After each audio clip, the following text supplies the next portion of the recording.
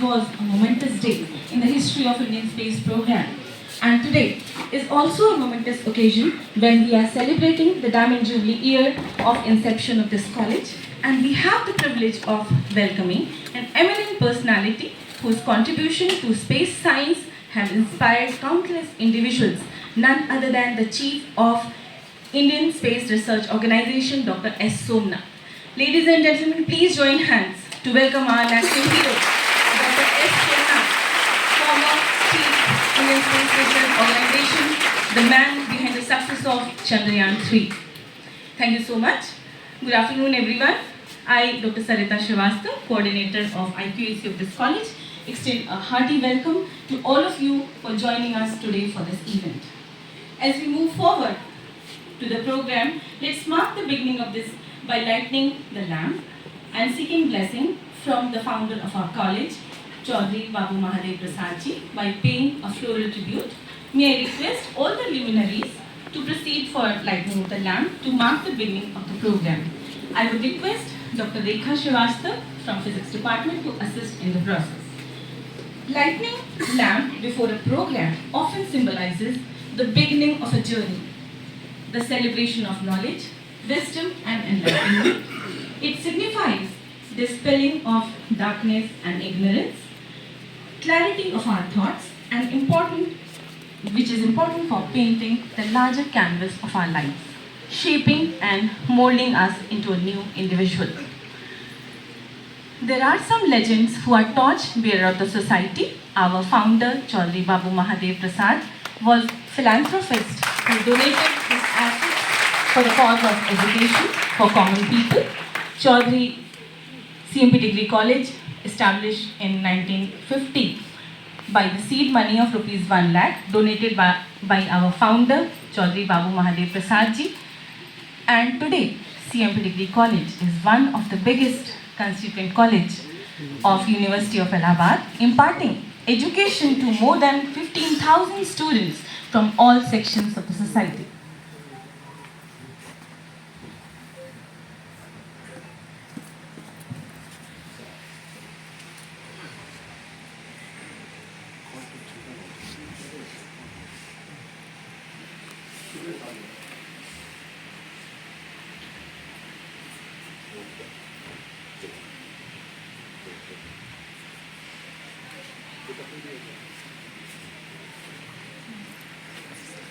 I would further request all the dignitaries to take their seats.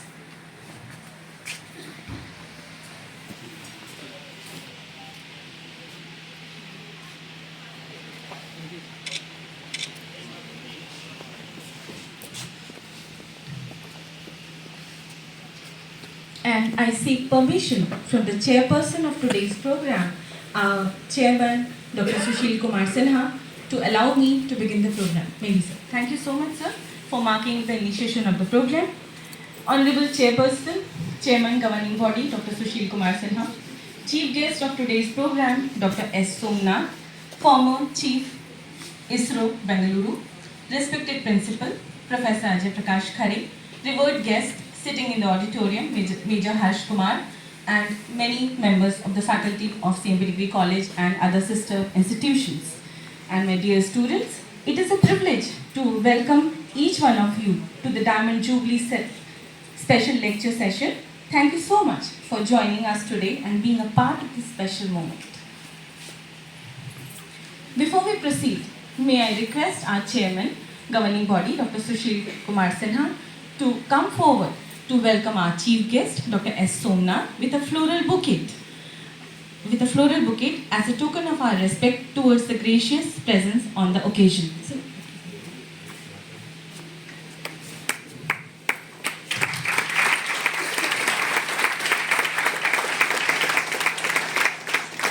Thank you so much, sir, for sparing your precious time to be with us today. Further, I ask our principal, Professor Ajay Prakash Khare, sir, to extend a floral welcome to the chairperson governing body of CMP Degree College, Mr. Sushil Kumar Sinha.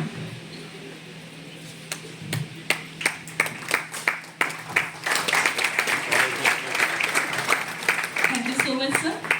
I would request Professor Rakesh Kumar, convener, Department of Physics, to welcome Major Harsh Kumar with flowers as a warm gesture towards his gracious presence on the occasion.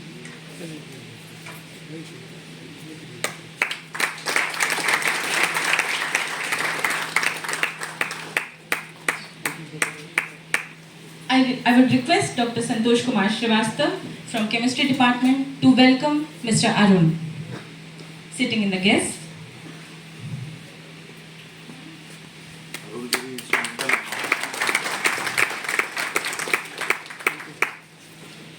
May I now request our Chairperson, Dr. Sushil Kumar Sinha, to extend a welcome note for this August gathering.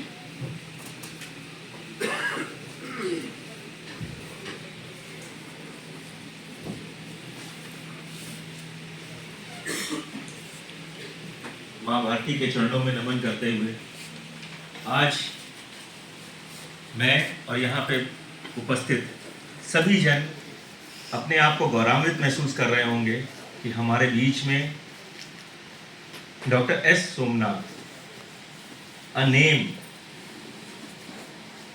For which every Indian is proud of it. और कितना अच्छा सौभाग्य है आज CMP degree college का कि हम लोग एक तरफ डायमंड जुबली सेलिब्रेशन कर रहे हैं, उसी समय महाकुंभ भी प्रयागराज में जो है लगा हुआ है और उसका भी जो है हम लोगों को आशीर्वाद मिल रहा है। और हमारे चीफ गेस्ट के रूप में की नोट स्पीकर आज अभी प्रोफेसर अजय खरे सर कह रहे थे कि यहाँ पे इस कॉलेज में चीफ मिनिस्टर, गवर्नर, इस तरीके की विभूतियाँ आई हैं, लेकिन साइंटिस्ट ऑफ नेशनल रिप्यूट या यूँ कह लीजिए कि इंटरनेशनल रिप्यूट का he is the first and we are proud. I take the occasion to welcome him and along with him Major Harsh has taken special pain to arrange this lecture. Professor Ajay Khare always have a warm welcome for such type of activities, and the man behind this whole lecture, Mr. Arun, जो आने वाले समय में शायद एक सेतु का काम करेंगे। और मैं आज डॉक्टर एस सोमनाथ जी से रिक्वेस्ट करूंगा कि आने वाले समय में सीएमपी डिग्री कॉलेज में स्पेस रिलेटेड अगर कोई कोर्सेज जो है शुरू हो तो हम लोग बहुत अपने आप को गौरवान्वित महसूस करें। ज़्यादा समय ना लेते हुए, क्योंकि आज हम लोग एकत्रित हुए हैं उनको सुनने के लिए जिनको इंटरनेशनली लोग सुनना चाहते हैं। और जैसा कि मैडम ने ऑलरेडी पहले से ब्रीफ कर रखा है कि चंद्रयान 3 और वो भी साउथ पोल पे जो है पहुंचाने का कार्य जिस व्यक्ति ने किया हो कितना महान होगा। हम उनको यहाँ पे पाके, अपने बीच में पाके अपने आप को गौरवान्वित महसूस कर रहे हैं। धन्यवाद। Thank you so much, sir, for giving a warm welcome to our revered guests sitting in the audience. Prayagraj is the most discussed city globally with nearly 50 billion pilgrimage visit to Mahakumbh, accounting to about 1/3 of Indian population. During this Triveni Mahakumbh, a Gyan Mahakumbh was held on this sacred platform, and I would like to invite Major Harsh Kumar sir to shed a light on Mahakumbh, a Gyan Mahakumbh which was organized under Shiksha Sanskriti Gyan Nyas. Sir.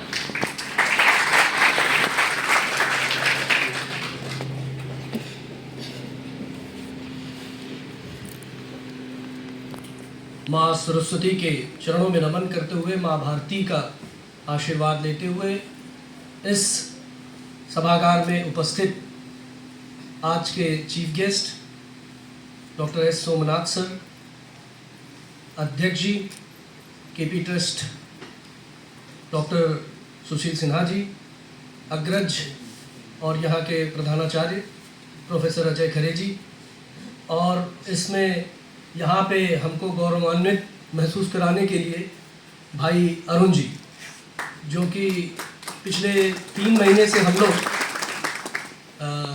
शिक्षा संस्कृति उत्थान नाश के कार्यों में हम लोग रत थे।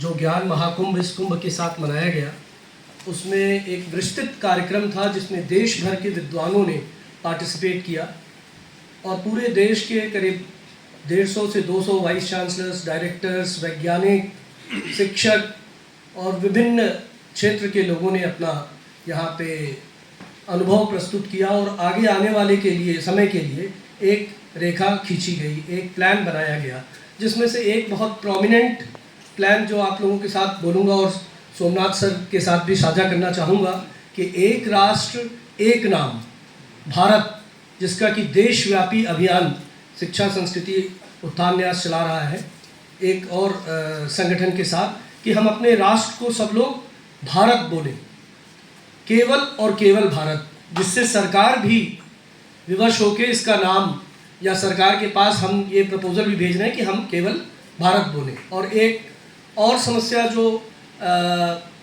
एनवायरनमेंट की है, उस पर भी काफ़ी विचार हुआ, मंथन हुआ। स्टूडेंट्स के अभी जो राष्ट्रीय शिक्षा नीति बनी है, उसमें मेरे को बड़ा सौभाग्य मिला कि मैं कस्तूरी रंगन साहब के साथ एज सेक्रेटरी एनसीईआरटी मैंने उनके साथ काम किया और मैं सोमनाथ सर से ये शेयर कर रहा था कि सर आपके यहाँ आने से सीएमपी डिग्री कॉलेज इलाहाबाद विश्वविद्यालय का ऐसा पहला कॉन्स्टिट्यूएंट कॉलेज होगा जहाँ पे एक स्पेस रिलेटेड स्टडीज़ का सेंटर खुला जाएगा, जैसे हमारे अध्यक्ष जी ने बताया। और मेरे को इस बात की बहुत खुशी है कि एक बार बोलते ही हमारे अध्यक्ष जी रात के 12 बजे तक हम लोग मेल करते रहे और उसके बाद दूसरे दिन हमारे अग्रज अपना प्रिंसिपल साहब तुरंत जुट गए सारी प्लान की निटी-ग्रिटीज़ बनाने में और कोऑपरेट करके, और आज ये मूर्त रूप आया है कि हम सोमनाथ सर का है और उसके साथ भी उस दिशा में साउथ पोल पे जहां आज तक नहीं पहुंचा था। अब उसके आगे का भी प्लान है जो कि आदित्य यानी सूर्य तक पहुंचने का प्लान है। इसके बारे में सर आपको विस्तृत रूप में बताएंगे और मैं ज़्यादा समय ना लेते हुए सर को फिर से अपनी दिल की गहराइयों से धन्यवाद देता हूं और आपको एक बात और बताऊं कि सर की हिंदी बहुत अच्छी है। जय जय Bharat.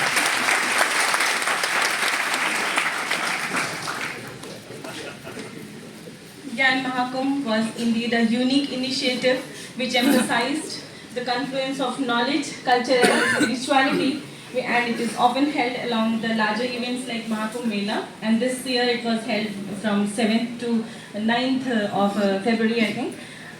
So the efforts made by the Gyan Kumbh platform would be definitely accepted by our higher authorities, and I really wish best of luck for them.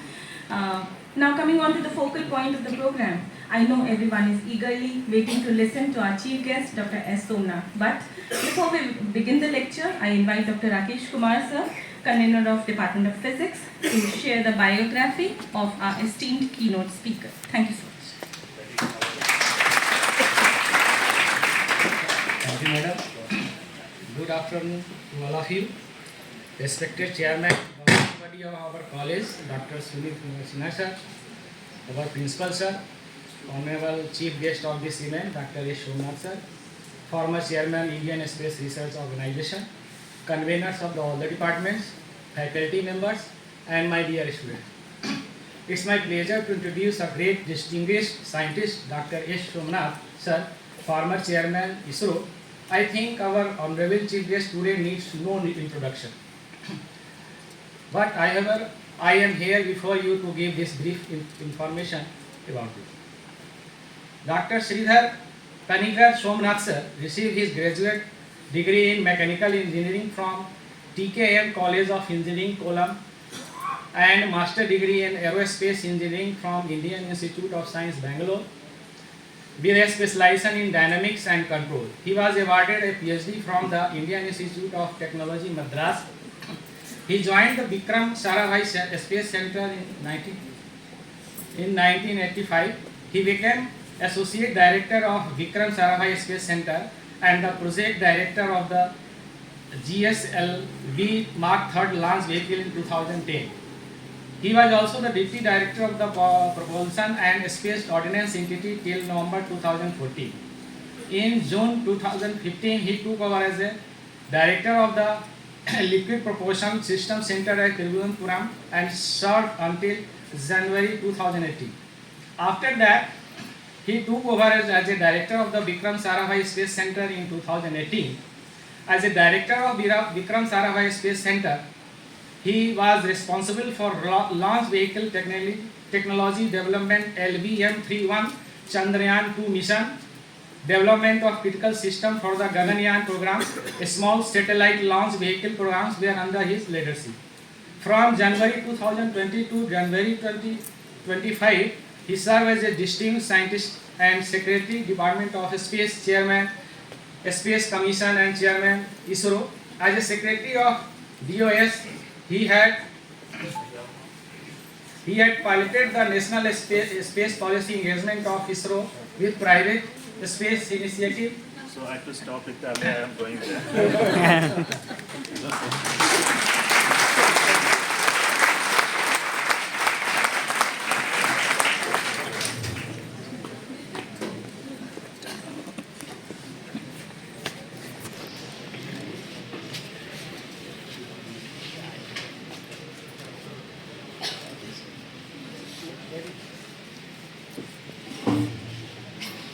It's okay.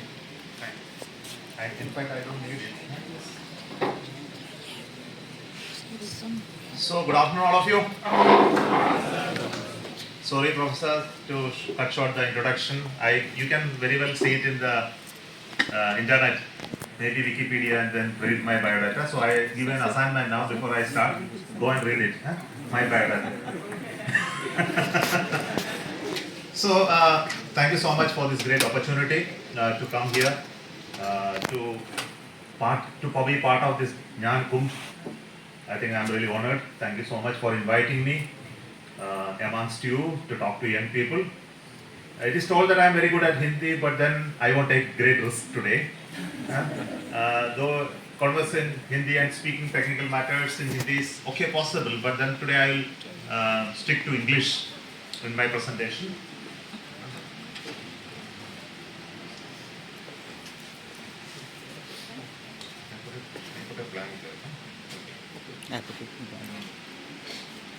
So, I believe that there are students from various streams here, no? Science, art, literature. All of you are here?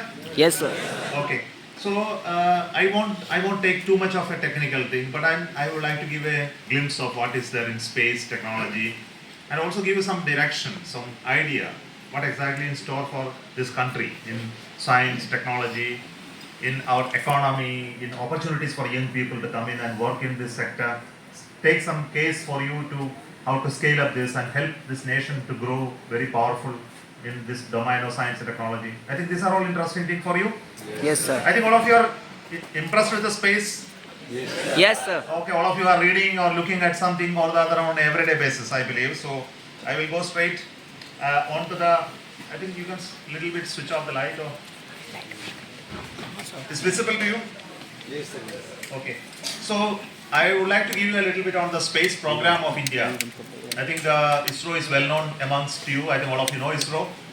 But then what happened in the recent times is the government of India took a great initiative to redefine what is the space ecosystem. The Department of Space has now various arms today. We do space applications, we build the rockets, we build satellites, human space flight, we build capacity, building, training, helping people to do a lot of space activity, but equally important is look at the business side of it. So we created an NSI, a New Space India Limited, who will do business activity. Take the launching, building satellites, and they provide applications. Then there is another organization called InSpace. I don't know how many of you know about it. InSpace is International Space Authorization Center is created primarily to help startups, companies, businesses to come up in space sector, how to help them, how to mentor them, how to provide them finance support, how to connect them to ISRO to provide technology, how to show them the markets. I think all of this are being done by InSpace. So this is the current structure of Department of Space, and if you really look at what we did in the past, really wonderful things. We have launched so many missions, 219 missions, 125 satellites, almost 94. Now we have reached hundreds of launches, but 94 plus there are some additional launches. So all of put together all launches put together, it reaches 100. We launched almost 430 satellites of foreign countries using our rockets from our country. But the most important part I can tell you that what we did is that it's not only that we gave public money. The government only gives our space program the money, but this money is actually producing much more result than what we invested. For every 1 rupee that we invested in space program, the resultant outcome, which is direct, indirect, and secondary effects, etc., all put together, it exceeds 2 plus or maybe even 3.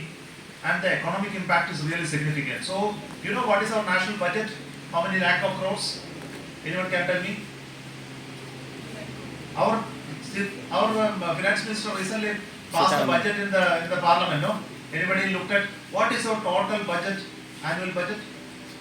45 lakh crores. 45 lakh crores. It's a huge money. And this nation is very wealthy nation. You know how much is the ISRO budget? You will tell at least 1 lakh crores they can give. 45 lakh crore is a national budget. So you will think that 1 lakh crore can be given to ISRO? You have no problem, no? But how much the money we are getting, 10,000 crores. Okay, so our budget last year was 12,000 crores. So we are getting very small percentage of our national budget for space program. Still we are able to make a big impact. You understand that? So we are very acclaimed to be very frugal, very economic in our activities. So the space program is running at a low budget, but making huge impact. But then we see it has a lot of secondary effects. So there it has a potential ability to grow economy. So this is very important, and I will tell you why it is important for each one of you to contribute to this. So before that, it's important to look at some of the rocket launches. Have you any time seen rocket launches? Only in TV, huh? But then I invite you to come to Sriharikota. You must come and watch a rocket launch like this. Standing there, 5 kilometers away only you can go and actually look at the rocket. There is no sound now, but you really hear the sound, your chest will beat. Not because of pride. Pride of course is there, but the sound is also that much. So it will actually beat you, and you must actually come and watch to feel proud of our accomplishment of our science in building rockets and launching from our ground stations. And we have built so many rockets in the past. We built the PSLV. I was part of the building of the PSLV. I joined the program in 1985 as a young engineer to work on PSLV program, and we built the first PSLV in 10 years of my service, and I was also part of the team. But the LVM3 was a rocket which I was a project director, and I did most of the engineering of it myself, my team, and I was a project director which made it successful for the first launch. Now, I am doing a new rocket called NGLV, the new next generation rocket. Launch vehicle is being built now in ISRO, and this recently government approved our budget, and I had the fortune to work behind the scene on how to engineer this rocket. This is going to be a reusable rocket. But the biggest and interesting part is the Gaganyaan program. You know that we are going to send human beings to space and bring them back, and this is going to be done by our own rocket, the same LVM3. We are modifying the top portion and making the crew module to take it to space and bring them back and land them back. And every day you will be reading our website. You should go and see our website, how much of information we are giving on the development progress here. We also are developing reusable rockets. Now, one you should see the winged one. World over, there are many technologies being developed. You see the slide contains no text, no? For you to understand faster, I have removed all text. So the top line shows what is happening across the world. In US and Europe, many people are developing reusable technologies. In India also we are doing it. And we have recently did a test using this landing. So you can see that video here. See our lander coming and landing in one of the landing strips of a defense landing strip. And this is a reusable spacecraft that we have built. And this is fully autonomous. Nobody is inside. No pilot. Fully computer control using our navigation systems, electronics. It comes from 4 kilometers up there and precisely lands and stops autonomously. And we are going to send it to space and bring it back. And 3 times we repeated this very successfully. Very complex technology. You can see the pictures. And all of us, you know about the Chandrayaan program. I think you would have noted how we made a successful impact of landing on the moon. But Chandrayaan 3 landing was not just one incident that happened in the recent times. We started with Chandrayaan 1. You know, Chandrayaan 1 was a mission that we did long back. And what was the outcome of Chandrayaan 1? Can anyone tell? Chandrayaan-1 found out there is water on the moon. And no one has ever before done it. Because Americans gone there, Russians gone. What they were all doing when they were going to moon? I think they never bothered to find out there is water on the moon. I don't know why it happened. But it was our instrument on Chandrayaan-1. Both American instrument and Indian instrument found out there is water on the moon. And it was not by accident that we found out. It was a very systematic study of the image of it. And it was because of the quality of the instruments it was found out. But later Chandrayaan-2 also found out there is water on the moon. And Chandrayaan-2, of course, the landing attempt was not successful. And that's what we made successful in Chandrayaan-3. And it made a historic impact when Prime Minister Modi ji was watching live. And when I was there at the control center, we requested him to come to our landing, but then he couldn't come. But then it was our fortune that he was all landing to see the landing. I don't know how many of you watched this on live? Anyone here? Yeah, great. I think the congratulations to you that it was such a great moment for all of us to watch. And after that he called me immediately and told me he spoke about my name. Somanath is the Lord of the Moon, he said. And he said my father would have thought about it, and he made me in charge of it. But it was such a great fortune to come and then work in this project team. Along with my teammates, we were able to find out what went wrong with the last mission and make it successful. It was a great moment of pride for all of us. But then it gave such a confidence, not only to me, but also to entire Indian people, decision makers, and also to our Prime Minister. And now he says that we can do more. We must do more missions. And let me spend a little bit of time on Chandrayaan-1. This Chandrayaan-1 is a mission which actually found out the water on the moon. The picture there shows the images taken at multiple passes by the satellite on identification of water. And we can see that there is still a lot of water on the moon on the pole sides, north and south poles, where there is a little bit of lesser illumination. And that's why we are keen to go and land on the southern side of the moon and then see if there is still deeper water is there. If water is there, possibly tomorrow you can go and live there. You can build a house there. Take the water from there. Possibly it is in the form of ice. You may have to melt it and convert it to drinkable water. But it gives you a possibility that you can create some ecosystem where people can still live. But living on the moon is not going to be as easy as living on Earth. Why? Air is not there. You need to take air from there. And because air is not there, there is going to be meteorite impact. The meteorites are not going to be burning out. So it will come and hit you. There is radiation. Still, if you build underground something you build and then pressurize it, you can still live there happily. But why take all this trouble of going to moon when you can live on Earth very happily? Anyone has any answer? Why you should go to moon?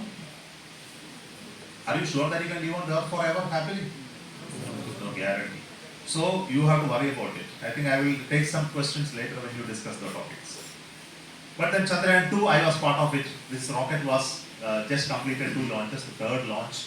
I was the design responsible, so everybody was scared whether to fly Chandrayaan-2 on this rocket. And I gained confidence, let us fly Chandrayaan-2 on this rocket, and we were very successful. And today, Chandrayaan-2 has the best of ever images of moon. You can see on the right side, though it is not very clearly visible in this presentation, but the best ever image of moon today is with India.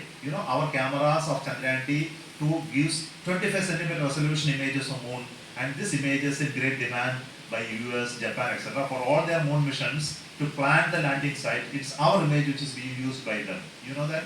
It's not a small thing. And Chandrayaan-3 is something which I thought associated very closely. And this classic picture of the lander, imaged by the rover. I think without this you wouldn't have believed that actually I was on the moon, right? But luckily we got that picture very well. But then what is more important is the rover. The Pragyan rover went around almost 100 meters, controlled from Earth, and it went and did a lot of experiments. There were 5 experiments on Chandrayaan-3, and all of them did very well. There were mineralogical experiments, there was mooncake related experiment. We were trying to find out the atmosphere. There is no atmosphere, but there is a charged particle atmosphere on the moon. How to find out about it. So all of them gave a lot of data and started, the publication is coming out slowly. So it has been a great event of doing Chandrayaan-3. But much before that we did another mission called MOM. You know what is MOM? Mars Orbital Mission. So Mars Orbital Mission is one of the missions where India as a nation went to Mars and captured in the orbit for the very first time, first attempt. No other country has done. Americans, Japanese, Europeans all tried, but they failed many times. Because they failed, their lessons were known to us. So we understood it, planned it properly, and we were able to accomplish the mission to reach the Mars very first time, very successfully. And you know, this image is actually from our Mars color camera. It's a merged image of various photos taken in 3 dimensions. And such a beautiful image of Mars never ever produced by anyone. And this is still in great demand, and a high resolution image of, and again talks about the technological capability of our cameras of making images, so beautiful images. And it's not only images, now we have so much information about Mars in scientific terms, origin of it, its atmosphere. You know that Mars has an atmosphere? Anyone knows? It has 100 strength of this atmosphere. And why the atmosphere is lost, nobody knows. Earth has an atmosphere now, but are you sure that atmosphere will be there forever? No, sir. There is no guarantee. The Mars had an atmosphere, very thick atmosphere once, but it vanished due to some reason. It could be a geotechnical reason, it could be a space reason. So if you don't understand why atmosphere of Mars is lost, we will not be able to confirm that we will be able to live here like this forever.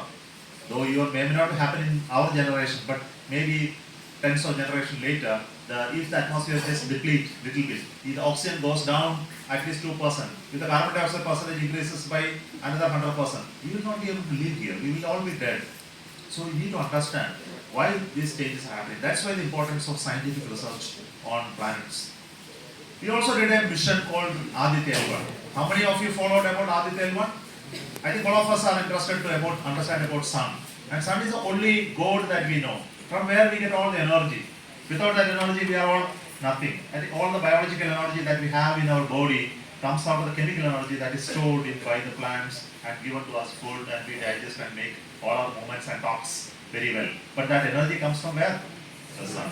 And if you don't understand sun, there is no guarantee that we will be able to live here very well.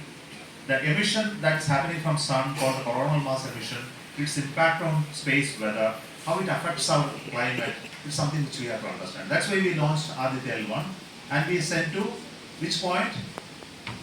The Aditya L1 was launched to a point called Lagrangian point L1. You can see that there is a point, but actually it is not in that point. It is rotating around that point, 6 lakh kilometer a shape object area. It is rotating in that point and looking at the sun all the time and ready and communicating with Earth all the time. And there is no shadow, no moon comes in between, no Earth comes in between. You can always look at the sun and look at how emissions are taking place.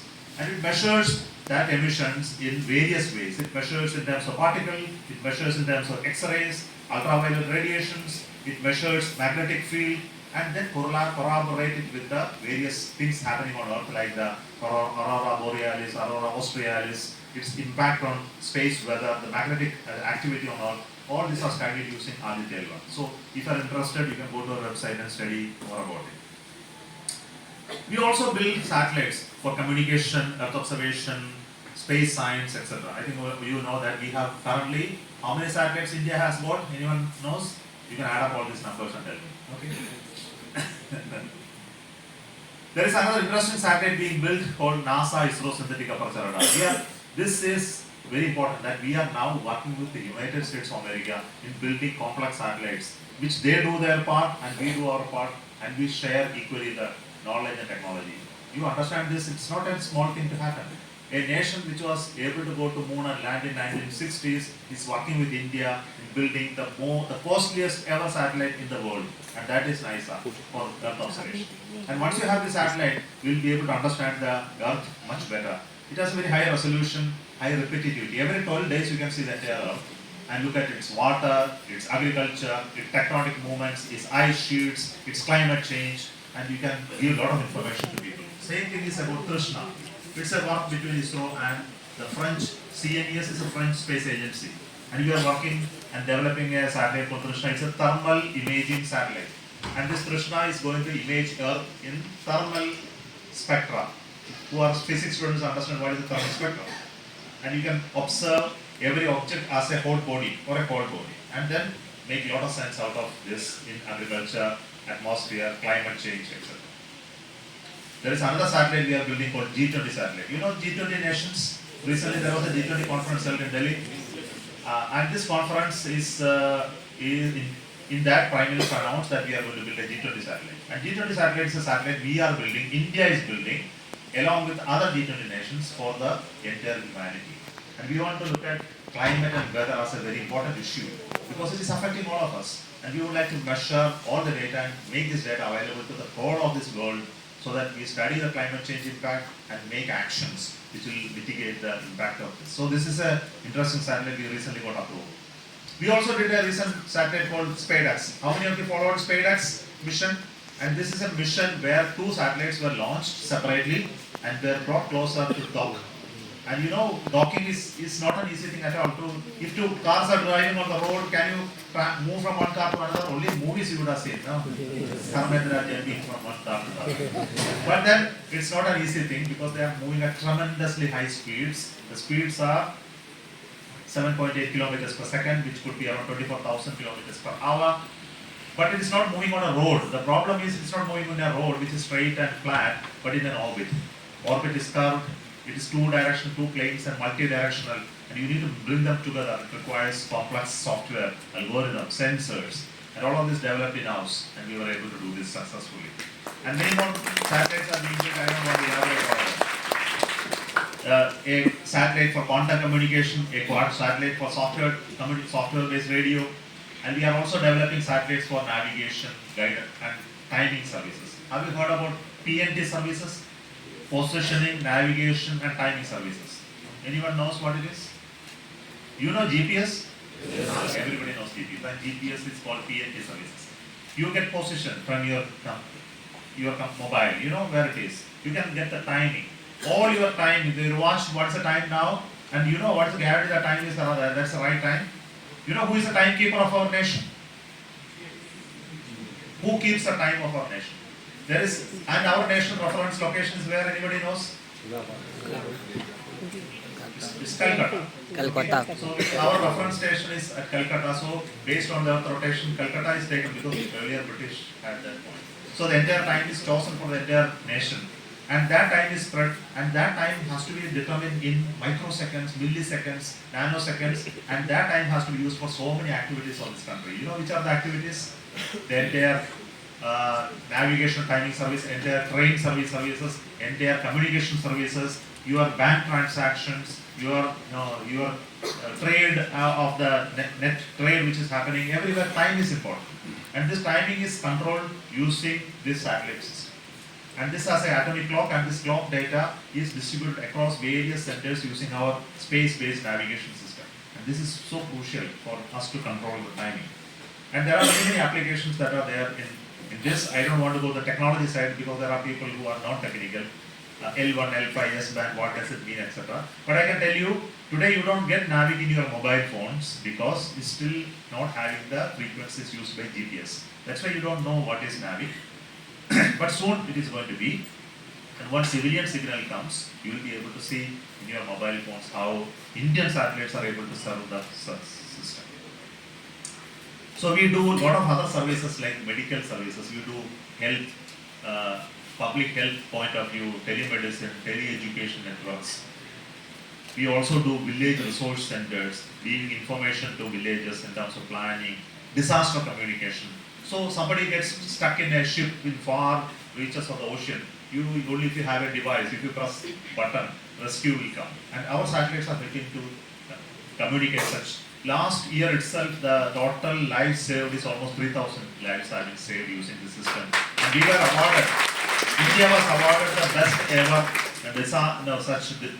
emergency communication network support for the entire world. And we got a recent award for establishing a space-based emergency communication networks. This is for hikers that goes to forest, those who go to sea, those who go to hill for climbing. Only thing you need to carry that device for emergency communication. You only need to press it, you will be able to communicate. We also do a lot of support for warning. Luckily, you are not living in the coastal area. Those who live in the Andhra, Orissa, West Bengal area know the trouble of cyclones. Occasionally, they come and hit the coast and cause extreme damages. Earlier, people used to die in millions, and now we don't hear about it because we give warning in advance, at least 1 week ahead of this warning. And our satellites are doing it. We have at least 3 satellites continuously monitoring, and you can get it on real time. Even today, you just press this, you will be able to get this data from our website. What is the latest of cyclone genesis and its movement is fully predicted and available on public data. We also give landslide predictions and warning to people, and then, you know, the entire country has so much of landslide probability. Luckily that where you live, there is not much of landslide. But those who go to hilly area, pahadi areas and many other areas, there are landslide possibility, fire possibility, forest fire possibility, and all this we give satellite-based services. We also give government applications. A lot of government applications are there, state government applications, cartography, survey records, land records, earth mineral data, water data. You know how many ponds are there in this country? Lakhs of ponds, water bodies. You have data collected on it, how much water is at this moment, how the water goes up and down in the climatic changes, how much turbidity is there, which are the water lands where fish can be cultivated, agriculture water. So much information comes out of space. So I don't want to prolong on application side, it's a huge area. But most interesting area for you is what we are going to do in the future. Recently government announced very important thing that we are going to have a long-term space vision 2047 created. And Prime Minister has come and announced that we are going to land an Indian on moon by 2040. And we are going to build a space station called Bharati Antariksha Station, and that will be done in 2035. To do all of that, we will have a rocket called NGLV, the Next Generation Launch Vehicle will be built, which is much, much bigger than the one which we are launching now. And that will be a reusable rocket. And that will bring down the cost of access to space, and we will be able to send our human beings to space one day using that rocket. So this is our long-term plan. To do this plan, there are many things done. First is the human spaceflight program is going to be extended. We are going to build our space station in parts. We'll start building in 2028 onwards to 2035, and maybe one of you will be the astronaut when you send the human beings to space by 2040. So who is really willing to go? Anyone? Not many are there. So you have no guarantee that you will come back. That's why. But I'm sure by the time you do, you take the mantle of doing it. I think I have retired now. So I think we will have to have new generation leadership, which I will talk a little later. It's very important for us to take on this journey of another 25 years to build this and make it operational. And it's really possible. But it's equally important that we are not going to leave the Chandrayaan series with the Chandrayaan 3. We are going to have Chandrayaan 4 and 5. And Chandrayaan 4 is going to go to moon, land there, pick up samples, come back and deliver on Earth. And this is going to be done at such a low cost that no one has ever done. And this is a proposal that we have already given to government, and this already sanctioned. Work has started.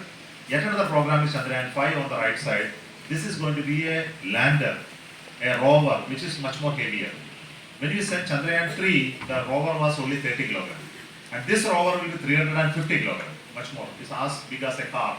We'll go and land on the moon. Then our job is to make the lander, and the rocket will be Japan's rocket. And we are going to collaborate with Japan and build this whole robotic mission to go and land on the South Pole. And why you are going to the South Pole, you know? I told you. What is there in South Pole? Water is there. So we need to spend time, drill and find out. And for 100 days, this rover will go around South Pole, look at the shadowed area, drill and find out whether there is water. So it's going to be an important mission for the future. But the most exciting thing for all of you is to see that today the space sector is changing. There are large number of startups and companies that have come up in the space sector. This is the new thing for you people from this university. And we have a liberal policy to work with ISRO, the space sector, and to create huge invest. So last 2 years we have seen investments are coming into space sector from private investors. A lot of startups have started working. Many of them are iconic figures, young people who work with me in ISRO. Some of them resigned and started companies. And they are all very successful. They are able to give job to at least 500 people now in this sector. And this way, some of them are valued thousands of crores today. So this is a change that is happening, and I invite you to understand this little later. The examples are, there are two companies which all of them known to me. The Skyroot is a company which is started working with Pavan, who was my colleague in LVM, the developer. He started this company along with investors. The Activity Cosmos is a company that was incubated in IIT Chennai. Some of the professors known to me, they started this company, and both of them have started working on it, and they have launched their suborbital launches recently. Similarly, in India now there are startup companies who are able to work and build small satellites, like the Pixel, Digandra, and many others have started. Recently, they built their satellite, launched in an American rocket. And this is a huge thing that is happening now. And I want you people to understand this sector, look at it, how startup companies are doing very well. I advise you to go to the website of InSpace. Just type InSpace, you can go to this website and understand what is that is happening in private space ecosystem, what are the possibilities for young people to find job opportunities, to find your own incubation, to create ideas, and how to make money ultimately and contribute to the space sector. And another important point is that we have been dependent on foreign data and material for so many years. And last so many years we have been working to make sure our dependency on foreign sources is very, very small. Today I can tell you the rockets that you build, it contains less than 10% of foreign content. And that's only electronic parts. Electronic parts are still not made in India. But now government has announced a new policy to build electronic parts in India. I believe once that happens, we should be able to reduce 10% further. We started from 50% once. Everything, that steel, nut, bolt, connectors, electrical wires, everything was important. But today we don't do that. All of them are done in Indian industries, in Indian companies. And this is a great journey that we had in the past.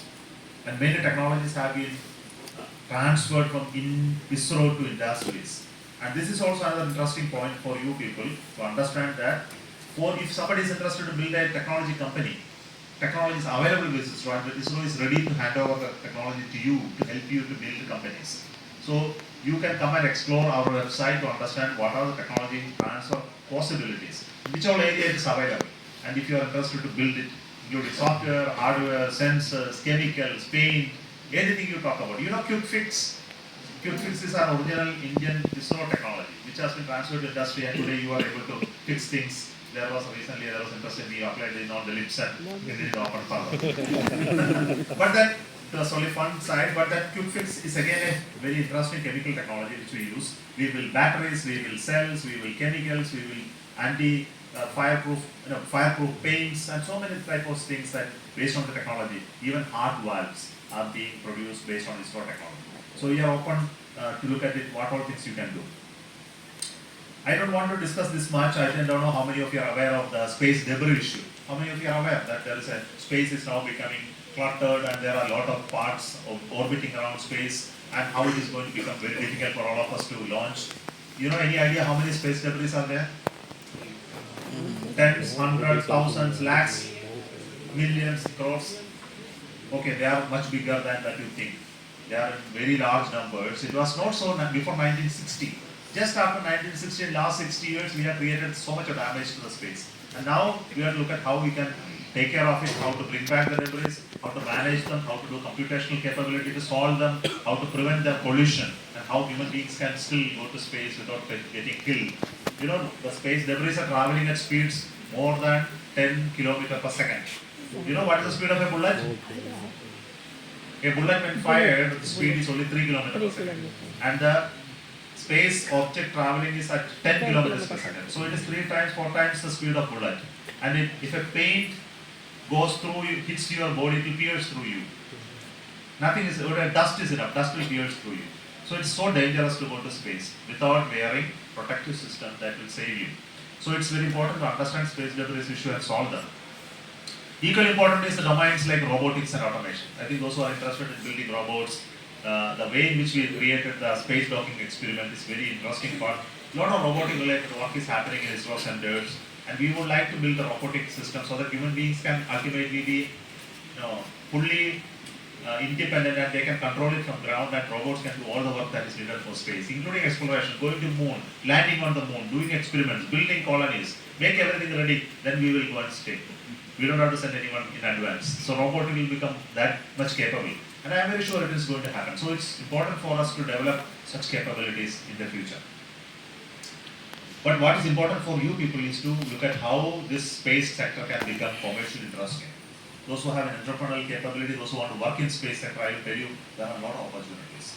So those who want to work in rockets, manufacturing sectors, or if you want to look at geospatial data and convert that to some value-added products, work on some technologies which I mentioned earlier. All of that are possible. And we call it upstream, downstream, midstream. Upstream is all complex technology which has huge investment need, and you need bigger companies to manage. Midstream is moderate technology like satellite sensors, cameras, technical equipment, etc. Downstream is where software-based solutions for solutions like healthcare, agriculture, drone-based technologies, image processing technologies, and how to make money out of this so that we will have need for more satellite building. And once we have need for more satellite building, we will have need for more rocket building. So this is the structure of the space ecosystem, and I will suggest you to look into this, read into this to understand once you graduate from here what area that you can work and contribute. I'll tell you young people who are not engineers, who have an interest in finance, interest in commerce, are started space companies in India. I'll tell you to read the success stories of some of them. It's very important for you to read the success story, and InSpace website provide you that information. Please read and find your own motivation to do something like that. And I will tell you that it's very exciting journey for me in ISRO, looking at the rocket going up and sending human beings to space one day. The LBM-3, which will ultimately send human beings, has just been launched. So watch how it will go to space and deploy the human space flight capsule. But not only that, we'll go up there, we have also learned how to bring them back. And don't worry that those who are not confident of going to space, we will see that mission happening, bringing them back one day in parachute, safely landing in the sea and being collected. It's a very complex mission that we have already trying to accomplish in the few days from you. And I will stop this point and then request you to ask any questions, doubts, clarification, etc., which will be of interest to you. Thank you.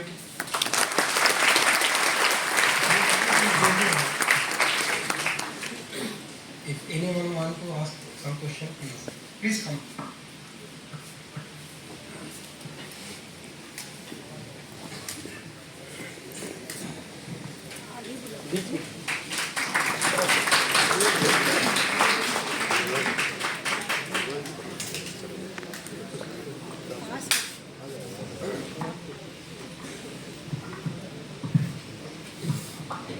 Hello. Thank you, sir. I am Deepak from BA third year. My question is, how do you view the role of space diplomacy in ensuring peaceful and equitable access to space resources? How much land you have got? Your family got?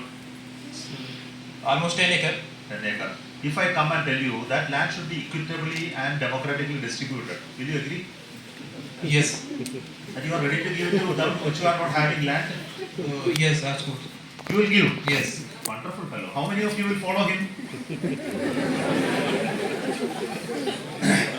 See, the question of equitable distribution of wealth is a concept which is very nice. It's a very nice concept. But issue is that those who are more powerful enough to do that will always take the bigger pie. Right? Okay. Is it not? The world is like that. Yes. Okay, the concept of socialistic concept that you should have all the wealth brought and equitably distributed to poor and rich everybody, so everybody is happy, so nobody does any work. Okay. So that concept is gone. Okay, so the whole concept of equitable distribution of resources is a fallacy.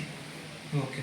Okay, so only thing, it is equitable only for those who are capable, those who are powerful, those who are competent to go and do things. They have the bigger pie. Correct? Okay. Do you agree? And it is natural. Those who put their effort, those who put their hard work, those who put their intelligence, those who put their contribution, they have the right for the wealth, the enjoyment of that wealth. Those who do not put their effort, Not. so the equitability comes like that in space also. For example, when you go to moon, you succeed in landing on the moon, and people say, oh, that once you have landed, that moon belongs to the entire humanity. Okay, we agree that moon belongs to the entire humanity. But if you are capable of going and landing on the moon, you will do something there. And those who do not have the ability to go there will only watch and talk only too much about it. Okay. Thank you, sir. I understood. Sir, one more question. Could you share any mission that did not go as planned and what ISRO learned from it? Mission that has not gone as planned. That is Yes. Chandrayaan 2, for example. That all of you know that Chandrayaan 2, we wanted to land on the moon with a lander, but just about 300 meters away, there was some issue. It went and crashed. That you have seen it, right? Yes. So we took almost 4 years to understand and correct and come back for next launch Chandrayaan 3. 4 years. So that's a complexity of missions like this. Suppose you have got a car, huh? Yes. And you are driving, you find some noise you comes. What will you do? Repair. Now, before that you have to stop the car, no? Yes. So first you will do is you will find a nice place where you can park the car. You will take it to the side of the road. You will not stop in the middle of the road. Somebody will come and hit you. So you go to the side. You will park there. Then you will look at around. You will call as the repair fellow and then bring back and repair. And if it is all right, you will take it again. Right? Okay. What will you do if the satellite has a problem? Sir. Nothing can be done. It's gone. So the problem with the missions in space is that once something goes wrong, that's end of it. So that is precisely the problem with the space missions. The Chandrayaan 2 landed, crash landed, but I was trying to bring it from moon to here and look at it what happened. It is impossible to send another craft and pick and bring back. Then I would have landed properly. Yes. So the issue with space mission is that any mistake is intolerable. Thousands of things happen there, software, hardware, sensor, electrical wiring, power, anything can go bad due to many reasons. And if one failure occurs, and if you have not planned about it, how to handle that failure, then the mission is gone. There is no chance for repair. And this is precisely the lesson from any failure. So for everything you need to think and think and think and think all possibilities that can go wrong. And not succeed, how it can go wrong. You have to think about it and then take a mitigative action. Even after taking all of that, still it can fail, and that is a destiny. But if you have not understood and then not taken corrective action, it's a mistake. But understanding is also a problem. For example, I will give an example. You know, how much is your weight? Sir, 56. But if you go to moon, what will be your weight? 1/6. It's not true. Some location it is 1/6. Another location is 5.5. The gravity of the moon is funny. It's not uniform. On Earth, everywhere you go, you will find reasonably equal mass. It's not true. In America, you will be slightly different because gravity is not same everywhere. But on Moon, the gravity is very non-uniform. So the satellite goes around Moon, it moves like this.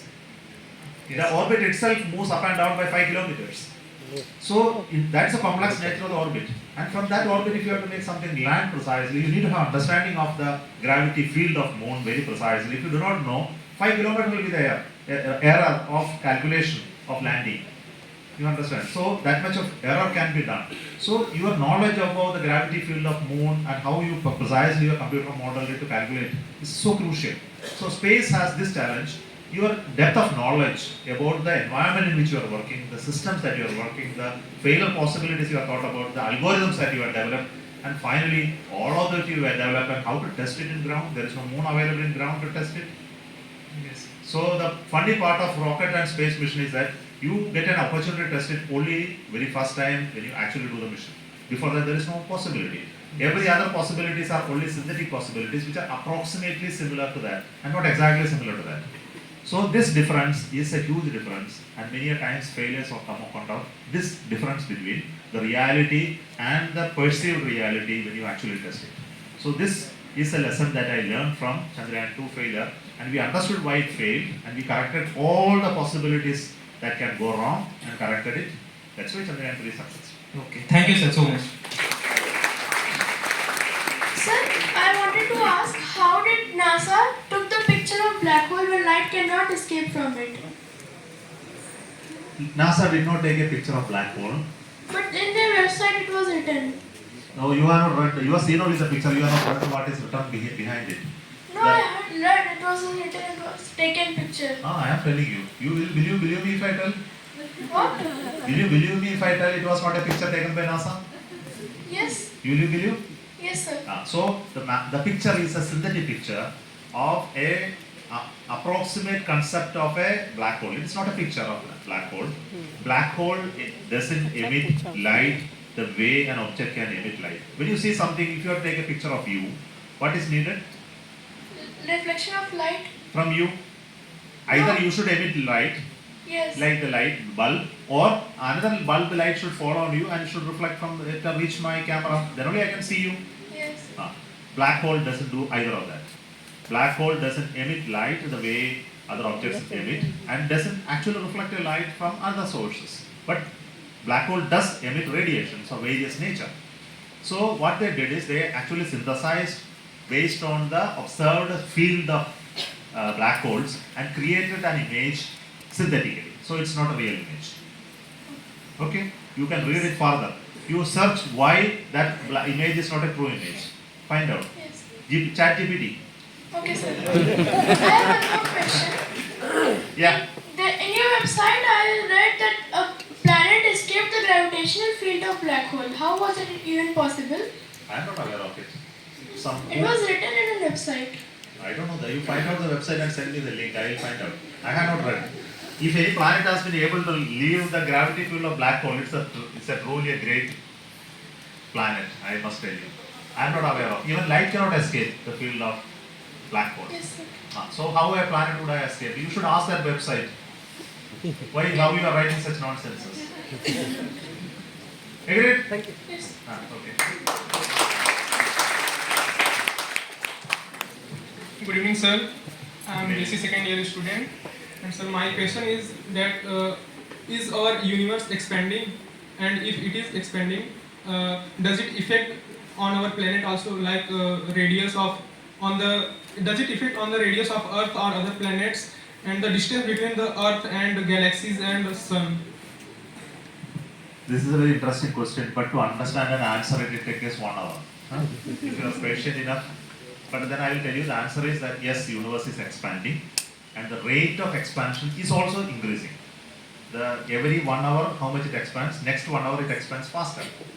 So the rate of expansion is also higher. And it has been going on since universe creation. You know the age of universe? The observed universe that we live and understand is 13.8 billion years as estimated today. And from that time onwards, it's expanding. And expanding, we don't know where the boundary is.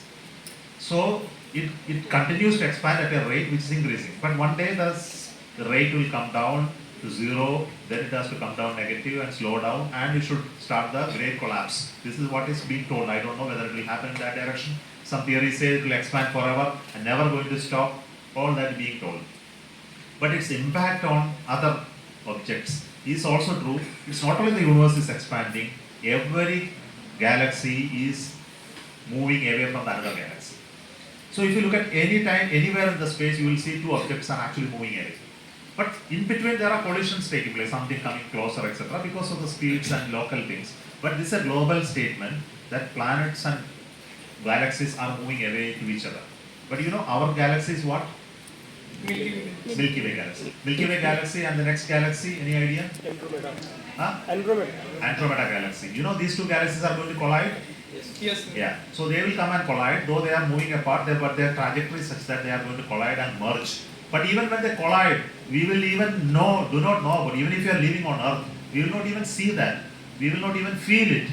Because the distances involved between stars are so huge that they can simply pass through it. And you will not realize that they are actually getting. And in between, some millions of stars may get hit and then damaged and hitting and all that will take place. But will reorganize to another new galaxy. So there are some scientists working on how galaxies collide, how will reorganize. And there are collisions taking place every day. You know, every day how many stars are getting hit and destroyed and exploding. Millions of stars are getting exploding and explosions are happening everywhere. Are you able to see any of them? That's the beauty of the universe. That each one of you are created out of such explosions. You know that? The stars, when they collide and explode, only elements are created. In this universe, only hydrogen and helium are only originally created. But all elements like iron, aluminium, silicon, carbon, nitrogen, phosphorus, all came out of such explosions. Stars burn out and big and explode. And when they explode, collide, higher elements are produced. And the dust goes around the universe, and the dust collides and become planets. And Earth is such a planet which is the dust of so many stars which lived and died and exploded in the past. So we are all stardust creation. Is it not? We are all created out of stardust. Some stars which lived millions or billions of years back. So let it happen. Don't worry. We will continue to live happily here. Thank you, sir, for your wonderful lecture. Sir मेरा question ये है कि जैसे कि हम बहुत सारे mission अपने मून पर भेजते हैं और आदित्य L1 हम सन पर भेज रहे हैं, मार्स ऑर्बिट मिशन भी हमने मंगल पर किया, लेकिन जो हमारे गैलेक्सी के जो अदर प्लैनेट है जैसे मरकरी, वीनस या सैटर्न, हम उन पे भी कोई मिशन भेज रहे हैं या फिर हमारा फ्यूचर में कोई प्लान है इंडिया का कि हम उन पर भी कोई मिशन भेजेंगे या फिर वहाँ से भी कोई इन्फॉर्मेशन लाएंगे? Thank you sir. So we have already going to have a mission to Venus. That's already approved by government. and Venus is similar to Earth. Venus has almost same diameter of Earth, the gravity field is similar. It has got an atmosphere which is 100 times thicker than Earth, and we have already designed a mission to Venus, and others have already done some missions. America has done, Japan has done some mission to Venus. And there were missions to go beyond our solar system also, no? Which satellite has gone far beyond our solar system? Anyone? Voyager. So Voyager has gone beyond Pluto and escaped solar system. So others have done, but going to Mercury is very difficult. Mercury is very close to Sun, and once you go there, the thermal protection, etc., is very difficult. And Mercury goes past Sun, and it is available for a very short window, very close to Earth to see. So we have to launch at very precise time to reach Mercury when it is closer to Earth. So Mercury is difficult. So we can go to Mars, we can go to Venus, we can go to Jupiter, but Jupiter is of no use because Jupiter is a gas planet. There is no point in going in very close to gas planet. But solid body, we know that it is there only in Mars, it's there only in Venus, possibly some suns of planets, others are also may have. So there are missions to go to Titan and others, so to understand whether there is life form. Okay? Sir, I have two questions. Yes. First is, sir, can we have any other planet like Earth? There are millions of planets like that. How much time it will take us to find that? We have already found out. At least 5,000 planets have already been discovered in other stars. 5,000 planets are already discovered. They are called exosolar planets. And this came only in the last 25 years, only this were discovered. Using telescopes like the Hubble Space Telescope, then recently launched the James Webb Telescope, and Kepler Space Telescope, and our Astrosat also found out such planets which are there in other stars. So at least 5,000 of them already found out, catalogued and named also. In that, at least 100 of them are similar to Earth. Similar to Earth means it is at the appropriate distance from the star. The temperature there is very close to the temperature here. It has got an atmosphere. Possibility of pure water is there. So possibility of life also there. Any possibility of us going there in near future? What is the... What is the meaning of near future is the only problem. I say we may go there in next 2,000 years. Is it near future for you? So, but then if the studies go wrong, then it Same for humanity, the time periods involved are so short that we don't understand the near future. We think about lifetime, 100 years is nothing but just a fraction of a millisecond. Human beings came only recently. The life of Earth is 4.5 billion years. In that, human beings came only the last few seconds. And we are there talking about that we want to go to other planets. Wait, let the generation grow and science will... And one more thing, sir, Yeah. let the generation grow. Yeah. So how ISRO can help to build the ecosystem in a college, and what type of ecosystem can... A lot of things can be done. First thing is you need to create a set of faculty and students who will be really interested to do things here. Okay, so you first collect them. Without that passion and interest, nothing can be done. College management cannot do anything. So first and find out, from this you pick somebody who will be registered there today. Who is interested in space technology here in Gul's group? Yeah, a lot of them. Register today. Okay, and catch another 4 or 5 faculty who will keep that work going on. Then second point thing is which all domains that you want to work. I suggest you high technology, go into Mars, put colony on Mars. Not possible in college. So what you do is you create an interest group which will study, read and come and present some topics which will be interesting to the faculty. Okay, start from there. Second, you create some small laboratory. We can create some low laboratory. There is an electronics department, somebody who is, you can make some little bit of electronic toys, you can build some rockets, toy rockets and understand the principles of it. You can look at atmosphere and weather related monitoring, how to make some sensors. You can make the ground station to receive satellite data and then analyze. Okay. Then slowly you will be able to do some incubation, satellite building, technology building, etc. It will take some time. So I can come and help you with some people who will come here, mentor them and create that part initially. And regular classes can be arranged. Tell them which are the domains that can be working. So there are people who will be able to come and support you in creating it. With that type of right talent, we will tell you what you can do next. If you do not have the basic the ingredient, next step cannot be done. Thank you. Okay, thank you. So with this, we end up with the lecture, and it was a wonderful lecture. Thank you so much, sir. May I request our principal sir and our chairperson governing body to come over the stage and felicitate the chief guest of today's occasion, Dr. S. Somanath, who is not just a leader in the field of space research, he is a beacon of innovation. And under his guidance, ISRO has made monumental strides in the space exploration, thereby elevating Indian status in the global scientific community. Thank you so much, sir, for being with us. Today, CMP Degree College is thrilled to honor the national hero of India, Dr. Sridhara Panikar Somanath, at the Diamond Jubilee celebration of the college. We are delighted to offer a heartfelt salutation to him for being the leader and the brain behind successful Chandrayaan moon mission. Like his name, Somnath, which means the Lord of Moon, he was destined to take the nation to the moon. His honesty, punctuality, determination, dedication, passion, and hard work are unmatchable and a true motivation for the generation. It's a matter of great pride for the college to felicitate him for his magnificent achievements. Thank you so much, sir. I would like to request our principal and chairperson to again come over the stage to felicitate two other guests we are having on today occasion. May I request Dr. Major Harsh Kumar sir and Dr. Arun sir to come over the stage.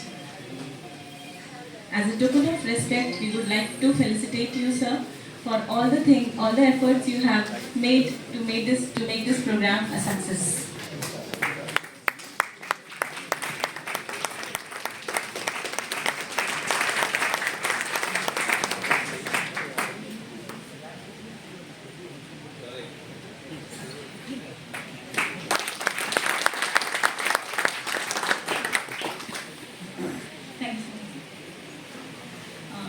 This has been the most significant event in the college's 75 years history, with such a distinguished personality on stage. And as we approach to the end of the program, I would like to invite our principal to deliver the vote of thanks to conclude the program.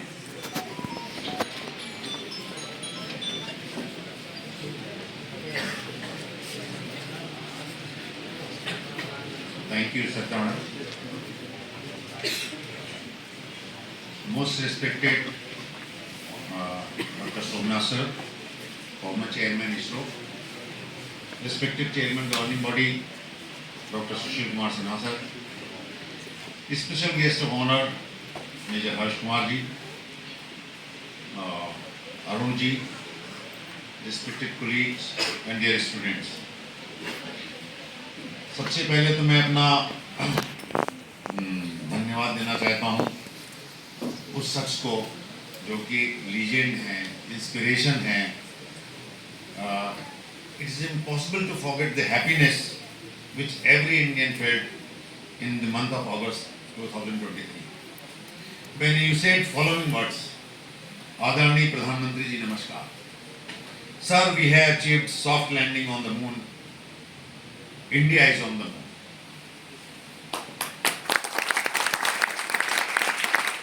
Every Indian felt extremely grateful towards you. Sir, you are a national asset. No amount of appreciation by me, by my chairman or anyone here can justify the gratitude that this country have for you. Your legacy continues to expand and it is an extraordinary experience for us today to be sitting and learning in your presence. Thank you very much, sir. I also express my gratefulness towards Dr. Sushil Kumar Sinha ji, whose vision for the institution has been a guiding light. Sir, thank you for taking out time for us today. Your support encourages us in true measure. Two other men who deserve a big token of gratitude are Major Harsh Kumar ji and Shri Arun ji. We are happy to have you people by your side. IQAC of this college has been devoted towards betterment of college And I expressed my thankfulness towards IQAC convener Professor Sartaj Srivastava, who is also conducting this program, for always putting the needs of the institution first. In the series of expressing my gratitude, I also thank the efforts of Physics Department and its convener Rakesh ji, who took very lot of pain today. I also thank faculty members of the college for contributing for the success of this event. The real beneficiary are students who will never forget this event, I am sure, throughout their life. Thanks to them also. No event can come to life without the countless efforts taken by non-teaching staff of the college. I thank them for putting their energies together and playing a significant role in the execution of this event. This event has been very special, and I must thank each one of you for your contribution.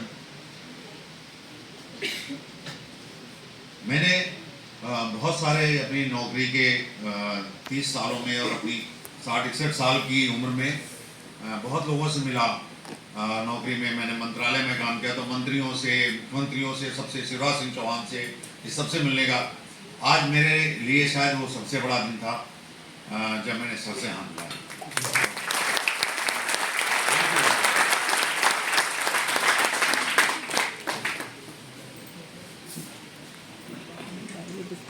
So may I request everyone to stand up for the national anthem.